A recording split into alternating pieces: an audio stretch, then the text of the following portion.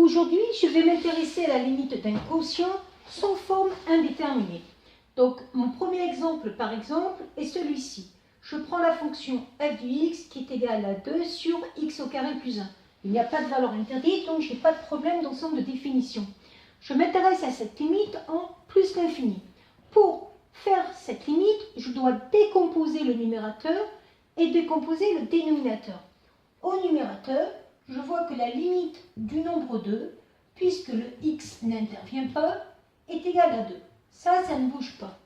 La limite du dénominateur, la limite de x au carré plus 1, lorsque x tend vers plus l'infini. Si x tend vers plus l'infini, x au carré va aussi tendre vers plus l'infini. Et quand je vais rajouter 1, cela ne changera pas le fait que je vais rester sur un très grand nombre. Donc la limite de cette expression-là va être égale à plus l'infini. Et alors après, qu'est-ce qui se passe? Au numérateur, je vois que ça tend vers 2. Au dénominateur, je vois que ça tend vers plus l'infini. Je n'ai pas le droit d'écrire 2 sur plus l'infini parce que plus l'infini n'est pas un nombre. Donc je vais écrire que cette limite est égale à la limite de 2, ça n'a pas bougé, sur un grand X, avec le grand X qui tend vers plus l'infini. Le grand X, ce n'est rien d'autre que ce petit x carré plus 1. Or, si vous prenez 2 et que vous le divisez par un très grand nombre, ça va se transformer en un très petit nombre. Ce qui veut dire que cette limite va tendre vers 0. Je donne un deuxième exemple. Je m'intéresse à cette limite-là. Quand x tend vers 1 en étant plus grand que 1. Alors vous allez comprendre pourquoi je suis obligée de dire si je me place à droite de 1 ou à gauche de 1. La méthode est la même. Je vais m'occuper du numérateur puis du dénominateur.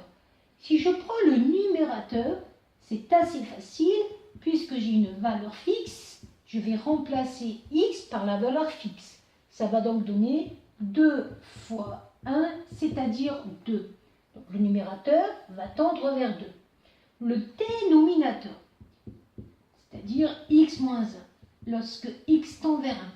Vous remarquez que si je me contente d'écrire x tend vers 1, je vais remplacer, ça va me donner 1 moins 1, c'est-à-dire 0. Mais je ne sais pas si ça va tendre vers 0 par valeur positive ou par valeur négative. C'est pour ça que là, j'ai décidé que moi, j'allais prendre les valeurs qui étaient supérieures à 1. Donc vous remarquez bien que si vous prenez les valeurs supérieures à 1, exemple 2, 2 moins 1, ça fait 1. Ça veut dire que le résultat que je veux obtenir va être un résultat positif. Alors vous allez me dire, à quoi ça sert de savoir si un 0 par rapport à des valeurs positives ou par rapport à des valeurs négatives? Ça va servir par rapport à cette expression-là.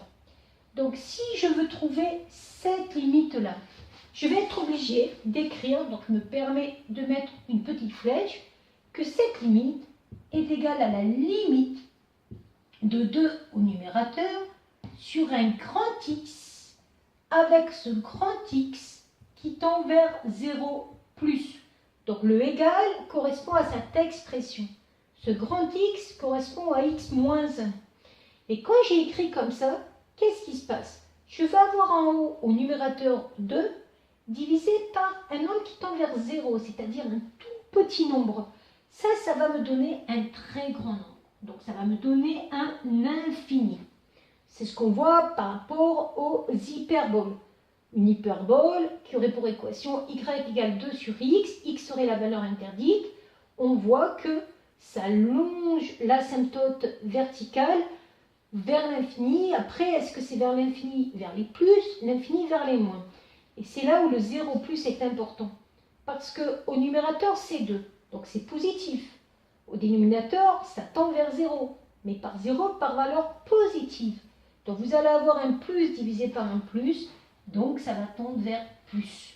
Donc cette limite-là, avec cette valeur interdite-là, et en se mettant à droite de 1, c'est-à-dire valeur plus grande que 1, va avoir comme limite donc plus l'infini.